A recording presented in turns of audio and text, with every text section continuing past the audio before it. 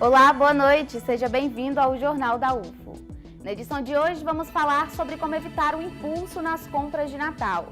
Na bancada recebemos o advogado Matheus Custódio e o economista Henrique Daniel Leite. Veja também casos de Covid-19 na China geram preocupação global. E as despesas com benefícios do INSS pode causar rombo ainda maior nas contas públicas. Essa e outras informações você acompanha agora. O Jornal da UFO está no ar.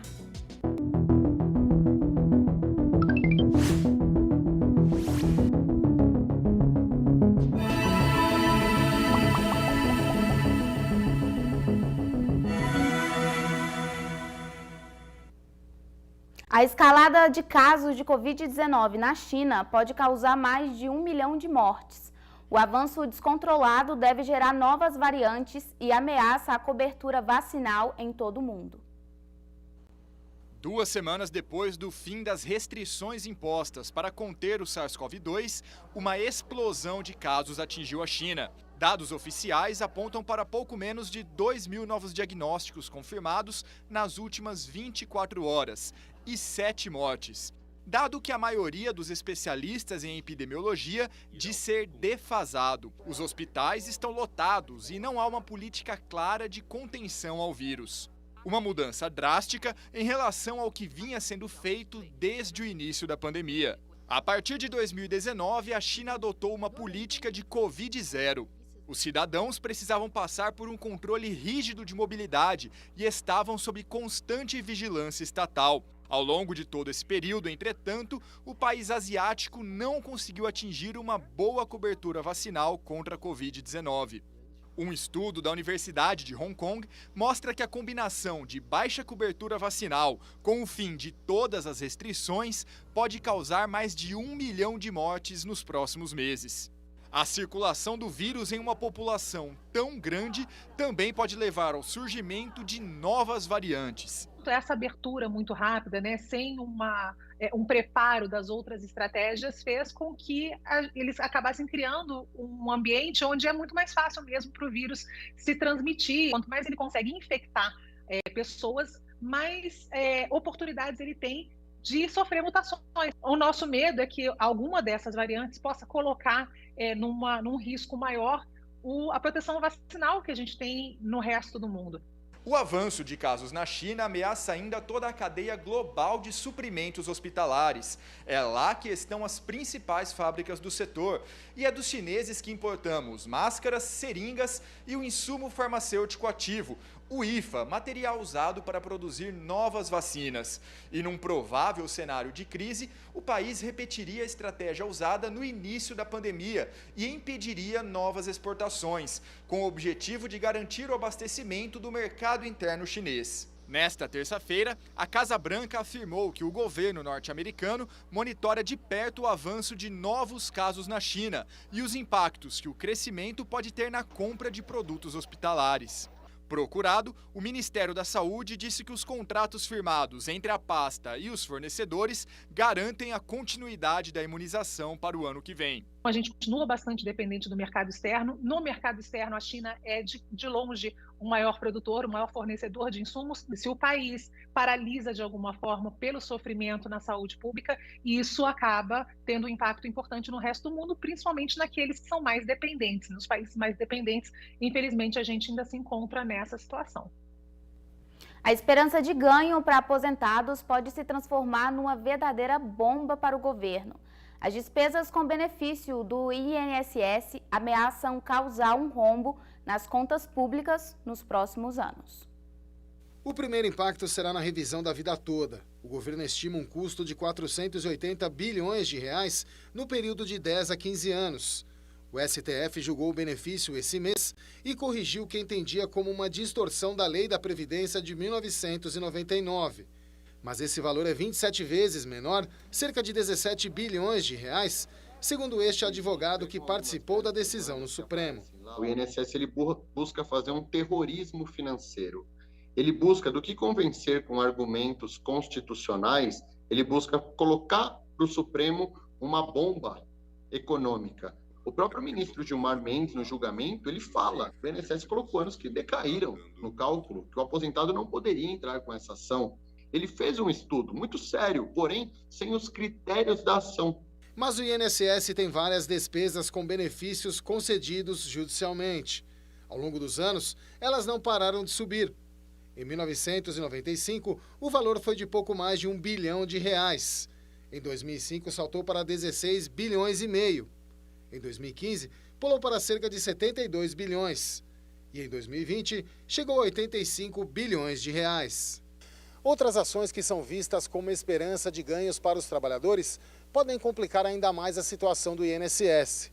Segundo o governo, a aposentadoria especial do vigilante, por exemplo, vai custar 154 bilhões de reais ao longo de 35 anos. O STF ainda precisa decidir se a profissão e outras atividades que comprovam risco à integridade física podem continuar com o direito. Os cofres do Instituto podem sofrer também com eventos sem custos estimados, como o recebimento de parcelas atrasadas de aposentadoria concedidas judicialmente, o auxílio acidente decorrente da interrupção do auxílio-doença, a aposentadoria especial por pico de ruído que envolve o empregado que trabalhou em ambiente com barulho excessivo, e o salário de contribuição em atividades concomitantes, quando alguém trabalhou em mais de um lugar ao mesmo tempo e teve o cálculo da aposentadoria baseado na atividade mais duradoura. A tampa não explode, quer dizer, no sentido de que o governo ele tem condição de financiar sempre, porque ele pode emitir títulos, o que ele vai fazer é mudar as regras, criar regras com valor, vai acabar com o tempo, né, o valor da aposentadoria diminuindo cada vez mais, e mesmo assim pressionando a dívida pública. Então, é um problema que precisa ser equacionado, senão, a médio prazo, tanto a população como o governo vão ser prejudicados. Na contramão da crise econômica, o setor de construção civil segue em alta. Destaque para a geração de empregos, que pode bater a marca de 500 mil de novas vagas até o ano que vem. Numa megalópole como São Paulo, que nunca para de crescer, o número de construções em andamento impressiona. Não precisa circular muito para encontrar obras e mais obras. Mas essa não é uma realidade só da maior cidade do Brasil. Segundo a Câmara Brasileira da Indústria da Construção, em todo o país, novas obras e projetos aumentaram 3% no primeiro semestre deste ano, comparando com o mesmo período de 2021. Pelo segundo ano seguido, o crescimento está acima da economia nacional. Construções que mudam vidas ao gerar empregos. Foram mais de 155 mil só no primeiro semestre deste ano. Foi durante a pandemia que o setor da construção civil ganhou ainda mais força. Entre março de 2020 a maio de 2022, 430 mil vagas com carteira assinada foram criadas. Quase metade delas na construção de edifícios. Se imagina um grande motor sempre girando. E mesmo nesses momentos difíceis de crise, etc., as pessoas precisam viver, as pessoas precisam reformar, as coisas precisam continuar acontecendo. E a construção ela está presente aí, por mais que a gente não veja, no nosso dia a dia. E a projeção para o ano que vem também é positiva. O crescimento esperado para o setor da construção civil é de 4,5%, o que deve gerar mais oportunidades de emprego. 2023 deve bater a marca de 500 mil de postos de trabalho desde o início da pandemia. O cenário poderia ser ainda melhor se a situação econômica fosse favorável. E outro grande desafio do setor é também a falta de mão de obra qualificada. É um grande desafio a gente se reinventar aí, não só nesse próximo ano, mas nos próximos 5 anos, a gente tem uma percepção mais responsável, né, com o país e com o meio ambiente. Tudo isso faz com que esse mercado cresça ainda mais e seja uma potência, tanto para quem está querendo entrar na área da construção civil, quanto para quem já trabalha dentro dessa área. E vamos ao tema da edição de hoje. Final de ano é uma época de confraternização. E com o Natal chegando, o bom planejamento é sempre bem-vindo para não iniciar o ano com dívidas. A temporada das confraternizações de fim de ano se aproxima e a indicação é ter um planejamento para não pesar no bolso. É importante a gente sempre fazer um planejamento com calma, com tranquilidade, verificar qual que é o meu orçamento, o que eu tenho realmente disponível para as compras. Porque de repente eu vou sobrecarregar o meu orçamento, tirar daquilo que eu tenho disponível para as questões essenciais, como, por exemplo, pagamento de energia, ou o IPVA do ano que vem, IPTU do ano que vem, que eu tenho material escolar dos meus filhos e eu estou tirando daquilo que é essencial para comprar no Natal e dar lembrancinhas ou fazer uma compra de presente de Natal para a minha família. Então é importante a gente verificar o que eu tenho no meu orçamento disponível para essas compras. Fazer um planejamento prévio, verificar quais são as pessoas que eu realmente vou presentear. E foi exatamente o que a Gabriela fez. Desde setembro, ela vem pensando nas compras de Natal. O planejamento, né, para fazer as compras de Natal já vem sendo feito há 3 meses, né, juntando um pouquinho. Mercadorias com valores mais altos, né, os presentes para avó, avô, marido, filho, a gente compra parcelado no cartão. As compras parceladas no cartão de crédito podem ser uma alternativa, mas é bom ficar de olho nos juros. À medida em que eu compro parcelado no cartão de crédito, algumas compras incidem também juros e correção, e aí de repente eu não consigo pagar também a fatura daquele mês e vai incidir juros sobre juros, aí eu vou cair no crédito rotativo e isso vai onerar muito a minha compra. Se comparados aos dados de 2021, as vendas para o Natal desse ano cresceram 11%. O brasileiro está animado para presentear, mas tendo a consciência dos gastos já previstos para o próximo ano. De repente eu vou sobrecarregar o meu orçamento, tirar daquilo que eu tenho disponível para as questões essenciais, como, por exemplo, pagamento de energia, ou o IPVA do ano que vem, IPTU do ano que vem, que eu tenho material escolar dos meus filhos, e eu estou tirando daquilo que é essencial para comprar no Natal e dar lembrancinhas, ou fazer uma compra de presente de Natal para a minha família. Além de resistir aos impulsos e ter cautela na hora de comprar, é necessário também pesquisar e comparar os preços em lojas físicas e virtuais. É importante o consumidor saber que algumas lojas têm a loja física e também tem a loja virtual. E de repente a loja virtual já tem a promoção e inclusive não cobra o frete. E de repente eu posso fazer a compra pela internet e retirar na loja física. Então ficar atento a isso, ter um pouquinho de cautela, de calma, sem pressa, aí a gente começa a pesquisar realmente o que é de benefício e a gente vai lá e faz uma compra mais inteligente. Se o desejo de Natal é presentear aqueles que amam, ele pode se realizar, mas com um bom planejamento e consciência. Juntando de pouquinho em pouquinho, todo mês, uma quantia, junta com primeira parcela de 13º, segunda parcela e dá tudo certo. E não entra o ano devendo nada. Agora você acompanha um debate informativo sobre os aspectos econômicos das compras de Natal. Na bancada estão aqui comigo o advogado Matheus Custódio e o economista Henrique Daniel Leite. Um prazer ter vocês aqui com a gente. Boa noite. Matheus, começo com você então. Como que a gente pode entender o cenário para o consumidor, o cenário econômico para o consumidor neste final de ano? Então, o superendividamento é como beber água todos os dias. Nós sabemos que precisamos beber água, 2 litros de água por dia para manter uma saúde. Também sabemos que não devemos gastar mais do que nós ganhamos por mês.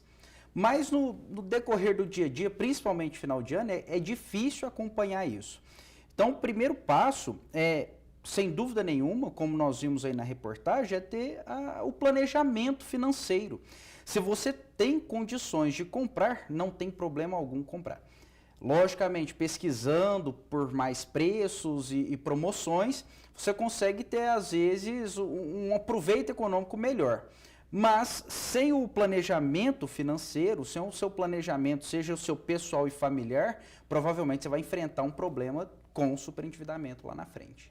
E esse planejamento também vem em relação à pesquisa de preços. Explica para mim um pouco, Henrique, o que é o IPC? O resultado foi divulgado ontem, né? Quais os destaques você traz para a gente? O IPC é nosso índice de inflação que a gente faz aqui para a cidade de Uberlândia, né? O CEPS já faz isso há mais de 40 anos, desde 79, e que a gente vai em vários estabelecimentos comerciais da cidade. É uma pesquisa bastante diversa, que engloba vários grupos de consumo diário de uma família, né? Então, nós pesquisamos alimentação, né? Alimentação fora do domicílio, nós pesquisamos itens residenciais, né? Pesquisamos itens de transporte. São vários produtos que a gente consome no dia a dia e aí a gente vai em todos os estabelecimentos comerciais durante o mês e recolhe os preços, né? Anota os preços e compara com os preços do mês anterior. Então a gente está fazendo isso já há mais de 40 anos aqui na cidade. A Universidade Federal de Uberlândia faz esse serviço para a sociedade uberlandense já há mais de 40 anos. E ontem nós divulgamos o índice mais recente, que marcou uma variação de preços de 0,24%. É uma variação pequena, 0,24%, é um índice considerado estável, né? E a exemplo do que a gente teve em outubro, que a gente teve uma variação de 0,09%, então são índices que mostram que a inflação está estável, né? Mas ainda assim, como a gente tem uma cesta de pesquisa muito grande, a gente sempre tem um índice, um preço que se comporta um pouco mais, com a dinâmica um pouco mais volátil do que outro, né? Então, para esse índice, a gente teve alguns produtos que se comportaram de uma maneira, digamos, com uma dinâmica mais volátil, assim. A gente teve uma variação de preços maior em alguns produtos específicos e isso pressiona o preço, pressiona o bolso do consumidor. Ainda mais nesse período de final de ano, né? E o consumidor deve ser mais cauteloso neste Natal. Segundo o IBGE, 48% dos brasileiros estão endividados. Por isso é necessário atenção para as compras por impulso. Nas telas dos celulares, nas vitrines das lojas, tentação não falta. Está aberta a temporada de compras por impulso. Chama muita atenção, muito mesmo. Tá chamando muita atenção, tem que ser forte. Comprar roupas, sapatos, coisas. A compra por impulso, ela atende a uma demanda psíquica que muitas vezes não é consciente. Muitas vezes por uma questão de voracidade, você consome. E fica fácil ceder ao consumo com tanta facilidade para comprar. Uma pesquisa da Associação Brasileira de Comércio Eletrônico projeta um aumento real de 13,8% nas vendas pela internet nesse Natal. A expectativa é que as compras online injetem 17 bilhões de reais no mercado. Isso se deve aí à confiança do consumidor, né? O empresário também apresenta aí uma confiança maior nas vendas. A gente pode afirmar com segurança que os brasileiros adotaram o canal de internet como um canal confiável, um canal que eles optam na hora de consultar e comprar seus produtos. É tempo de presentear, sim, mas na hora de ir às compras é bom levar a cautela junto. Segundo a Pesquisa Nacional por Amostra de Domicílios do IBGE, 2/3 dos brasileiros ganham menos de 2 salários mínimos e 79% estão endividados. Gastar por impulso pode custar caro à consciência e ao bolso do consumidor. Isso cabe no meu salário, essa prestação cabe no meu salário. Ela traz embutida um juro pesado e ela vai roubar, vai tirar esta dívida, outras despesas que são necessárias. É neste momento que a cabeça vale mais do que a vontade de comprar.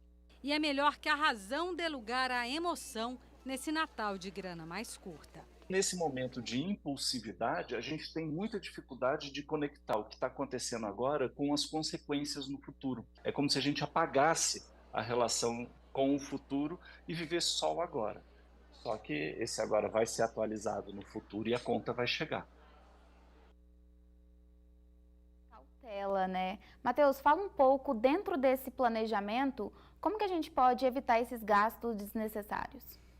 Eu acho que o melhor presente que você pode se dar nesse Natal, o consumidor, a dona de casa, o pai de família, o melhor presente é dar um passo para trás para dar 2 para frente lá no futuro. O que isso quer dizer? Você primeiro pague as suas dívidas, que se tem cartão em atraso, se tem renegociação de acordo. Com o recebimento do 13º, que grande parte da população recebe agora, é interessante que pague as suas dívidas, para que você faça novas. Então, assim, tem onde inicia o superendividamento. Você já tem uma dívida alta no seu cartão, ou uma repactuação de dívida, e você aproveita esse momento do Natal e faz novas contas e novas compras. Aquela dívida tende a aumentar, vira uma bola de neve. E depois que a bola de neve está formada, dificilmente você vai quebrar aquele ciclo. Então, por isso que nós falamos de dar um passo para trás primeiro. Vamos pagar o que está em atraso, vamos pagar as negociações que nós iniciamos para depois se presentear, que na hora que o bolso estiver saudável, você vai poder aproveitar muito melhor uma viagem, um presente e qualquer outra dessa situação. Então assim, se você está super endividado ou se você já tem uma dívida, recue. Vai nos produtos mais essenciais para também não passar vontade, mas no final das contas o futuro ele tem que ser observado. Uhum.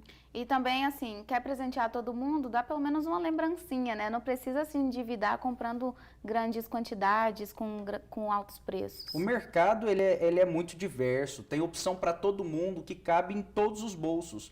Basta você reconhecer a sua posição financeira atualmente com o que você pretende lá na frente. O planejamento é justamente isso, é não criar novas dívidas até aquelas do passado serem quitadas e para viver aquele momento, ao invés de pensar em algo grandioso, você pensa num básico, uma coisa simples e bem feita, que é melhor do que você ter problemas no seu núcleo familiar lá na frente. Uhum. E além dos presentes de Natal também, a gente tem uma preocupação com a ceia de Natal, né? Explica um pouco para mim, Henrique, como que estão esses números do IPC? Vai sair resultado amanhã, né? Isso, amanhã a gente deve divulgar os números que a gente sempre faz todo ano, uma pesquisa comparando produtos específicos para a cesta natalina, né? Então, peru, essas coisas que as pessoas tradicionalmente gostam de ter na mesa na noite de Natal.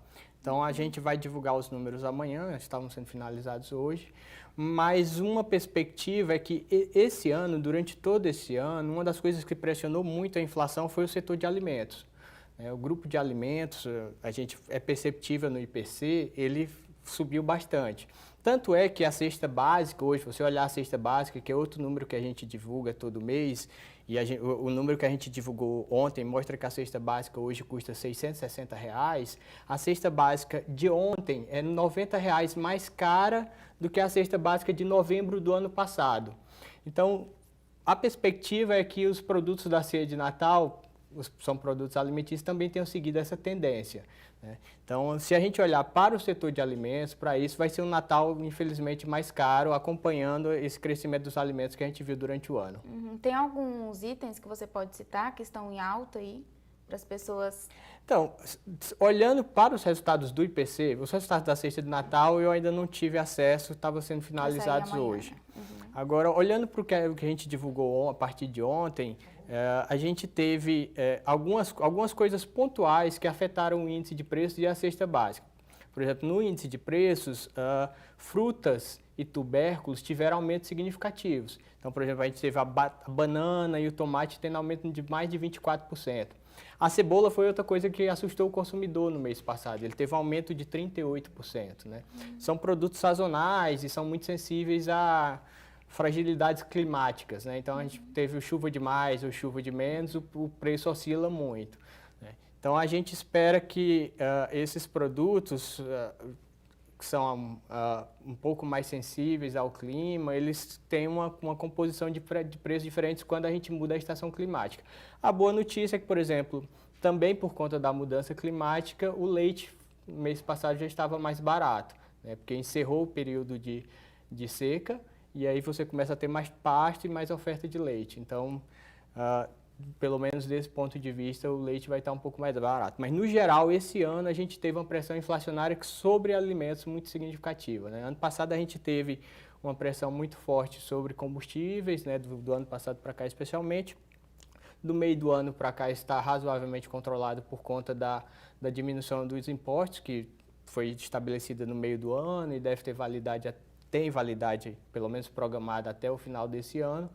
Então, assim, no contexto geral, alimentos é o que preocupou o orçamento do brasileiro esse ano. Uhum. E como a cesta de Natal, assim, a noite de Natal é uma noite de confraternização, de muita comida, vai ser uma noite mais cara. Uhum. E onde as pessoas podem ter acesso ao resultado da pesquisa que sai amanhã da cesta de Natal? Amanhã a gente vai estar divulgando, as pessoas podem acessar o site do CEPS, é www.iere.uf.br, .br/CEPS.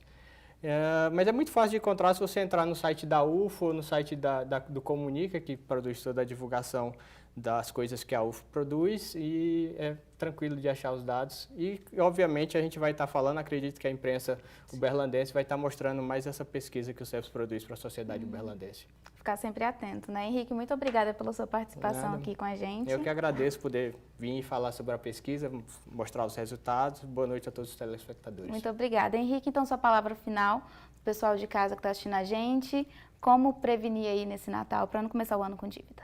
Bom, encare esse Natal, do recuo que nós comentamos, mas encare esse Natal como uma renovação mesmo, um renascimento da sua saúde financeira. Entenda a sua realidade e viva o seu momento daquela hora mesmo. E para não pesar para ninguém, divida a ceia de Natal, vai convidar o cunhado, vai convidar a sogra, o sogro para ceiar junto com você, divide. Vamos compartilhar essa ceia para que outras pessoas participem e colaborem também, que a confraternização é a melhor parte dessas festanças.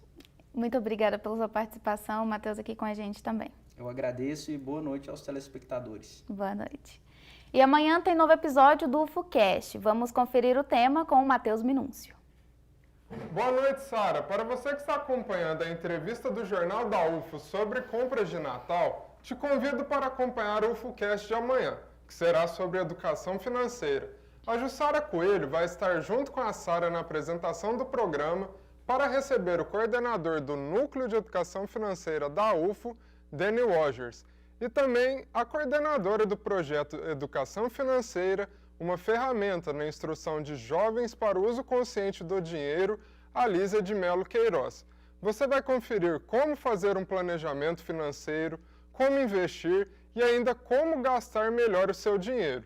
É amanhã, às 5 da tarde, no canal da UFO no YouTube, e a versão gravada estará disponível às 8 da noite na Universitária FM e nas plataformas de podcast.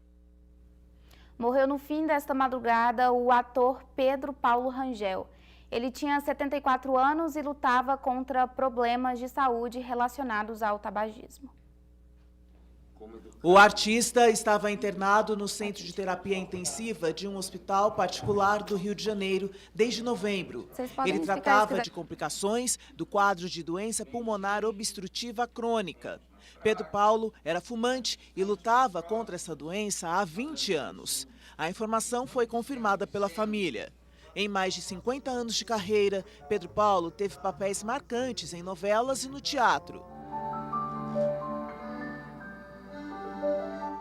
Fez também programas humorísticos e cinema. Apesar da doença, nunca parou de atuar. Seu último papel foi o bibliotecário da Imperatriz Leopoldina na série Independências, da TV Cultura. Is your heart still troubling you? Everything is perfectly well with me, Your Highness. Besides, my heart has been heavy for a long time now. Aos amigos e familiares, os nossos mais sinceros sentimentos. A nossa edição de hoje fica por aqui. Às 9 da noite tem mais informação com o Jornal da Cultura. Uma boa noite e até amanhã.